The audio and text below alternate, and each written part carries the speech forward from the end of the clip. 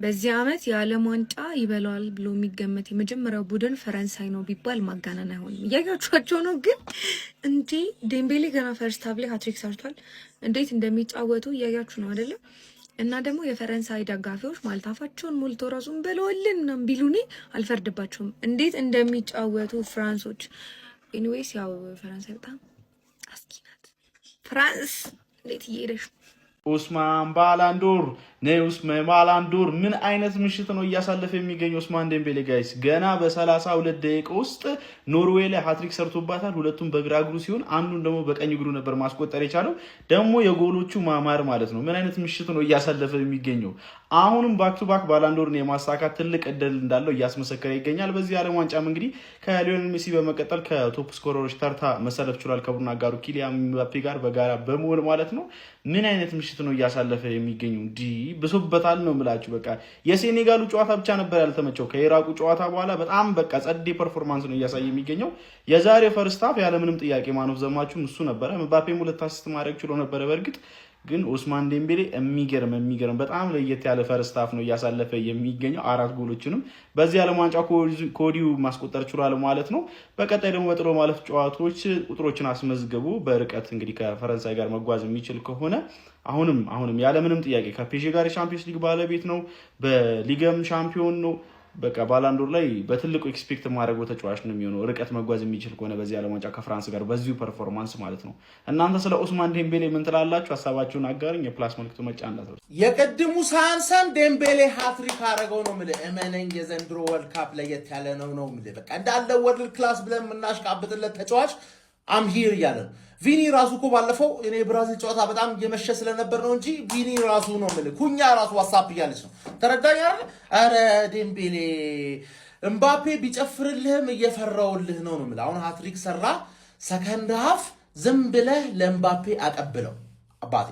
ያለበለዚያ የሆነ ተጎዳሽ የሆነ ነገር ይፈጠርና ከዚህ ስኳር ትቀነሻለሽ። እመኚ ነው የምልሽ። ዲክታተሩ ቅር ይለዋል። ገባህ? ለዚህ ስለ አብሮ ስለጨፈረ ምናምን የፖለቲክስ ነው ማንዬ። ሃትሪክ ዝም ብለህ ትሰራለህ እንዴ? አንድ ሳላገባ 2 አሲስት አደረኩለት ምናምን ብሎ ለማሽቃበጥ ስለሚመቸው ነው እንጂ አሁን ባላንዶር እንዳትበላበት። ፍራንስ ዓለም ዋንጫ ከበላች ወይ ዴምቤሌ ወይ ምባፔ ነው ባላንዶር ይበሉት። እመኚ ነው የምላችሁ። እና ዴምቤሌ አውትሻይን ካረገው ወይ ደግሞ እኩል ፐርፎርም ካረጉ ቻምፒየንስ ሊግን በልቷል። ለዴምቤሌ ነው የሚገጩት ማለት ነው። ስለዛ ጠላት ሆኑ ቤንች ነው የምትሆነው። አረጋጋው አባቴ። ሰከንድ ሃፍ ፓስ ኖርዌዮች ደግሞ ኦዲጋርድን ሃላንድ ምናምን አስገቡልና በዚህ በኩልም እኮ ቡጢ ማየት እንፈልጋለን። ድብደባ ነው እንደማየት እንፈልገው። ጥብጥብ ነው ቅብጥብ። ይቀባቀቧቸው አውጇል። ለአራዳ ልጆች ባላንዶሩን ከኔ ውጪ ወደ ውጪ የዴምቤሌ ንግግር ነው። ኖርዌይ ላይ ገና በ32ኛው ደቂቃ ሃትሪክ መስራት ችሏል ማለት ነው። የአራዳ ልጅ ዴምቤሌ ኳሷን ያሽከርክር ያዙራት ነው መለጎቤው እሱ የነካት እንዳለ በቆንጆ ሁኔታ አስገራሚ ጎሎና ትመዘገባለች ነው ማለት ነው። ብዘገይም አልቀረውም። መረበለው የዘንድሮ የዓለም ዋንጫ ኮከብ ግባግቢ እጅግ በጣም አጓጉ ሆኗል ማለት ነው። የአራዳ ልጆች ዳምቡ የአራዳ ልጅ ከች ብሏል ማለት ነው። እያሟሟኩ ነው ወደ ባላንዶሩ።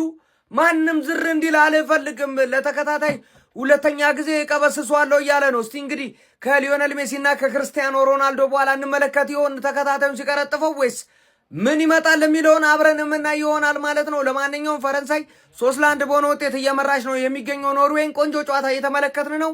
መመልከት ያልቻላችሁ ሰዎች ብትመለከቱት አሪፍ ጨዋታ ነው። የአራዳ ልጆች ሀሳብ አስተያየት እናንተ ነው። ሼር ኮፕሊንክ አይረሳ። ይመቻችሁ። ጀማው ዴምቤሌ በ30 ደቂቃ 3 ጎል 3 ንጹህ ጎሎች እንዴት የሚያማምሩ እንዳስቆጠረ ማንዬ አቻ።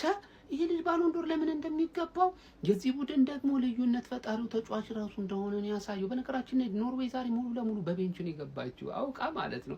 ዋናዎቹ ቢገቡ በዚህ ፈረንሳይ ቡድን ከመንቀጥቀጥ አይድኑልሽ፣ ግልጹን ስነግርሽ ማለት ነው። ምክንያቱም ይህ ፈረንሳይ በጣም ጥራት ያለው ልዩነት የሚፈጥር ቡድን ነው። ጀማው በጣም ክላስ ያለው ቡድን ነው። ስብስቡን ተመልከቱት። እነ ሳሊባን አስቀምጦ እንዲቀብረር ብሎ እንደሚጫወታየው።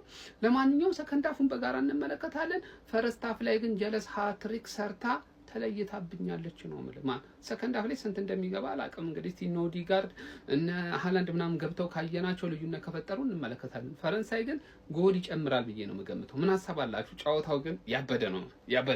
ጋይስ ወደድንም ጠላንም ዴምቤሌ ለሁለተኛው ባላንዶር በቃ ተዘጋጅቷል። ማን ሊወስዶ ነው ሁለተኛ ባላንዶር? ፈርስት ሃፍ ሃትሪክ ማን ዝም ብሎ ይጠቀልሏል እንዴ? ሁለት ጠቀለለባቸው፣ አንድ በቀኝ እግሩ። ማን ይሄ ሰውዬ ዊክ ፉት እንደሌለው እናውቃለን። ዛሬ አሳየን። ገብቷል። ገና ፈርስት ሃፍ ነው። ሰከንድ ሃፍ ላይ ገብቶ አረበና አንተ ኖርዌይ እኮ በቤንች ነው የገቡት። ፈረንሳይ ለምንድን ነው እንደዚህ ዲፕ አድርገው የቆጠሩት? ዴምቤሌ ጤነኛ አይደለም።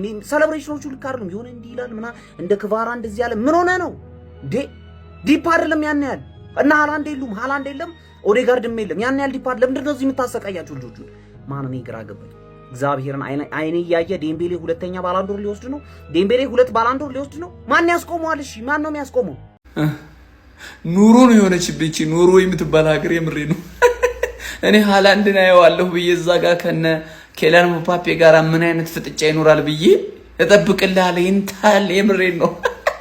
ኖርዌይን እየረሸነቻት ነው ፈረንሳይ። ያራዳ ልጆች ምባፔ አሲስት፣ ዴምቤሌ ጎል፣ 3 ጎል ገና 3 ጎል አግብቷል ብቻውን። የምሬ ነው። ሁለቱን አሲስት ያደረገ ኬሊያን ምባፔ ነው ጋይስ። 3 ጎል ዴምቤሌ። የዘንድሮ ባላንዶርን በእርግጠኝነት ፈረንሳይ ፍጻሜ ከደረሰችም ሆነ ከበላች እመኑ ይደግመዋል ዴምቤሌ። የምር ይገባዋል። ደግሞ ልጁ ይችላል። የምሬ ነው።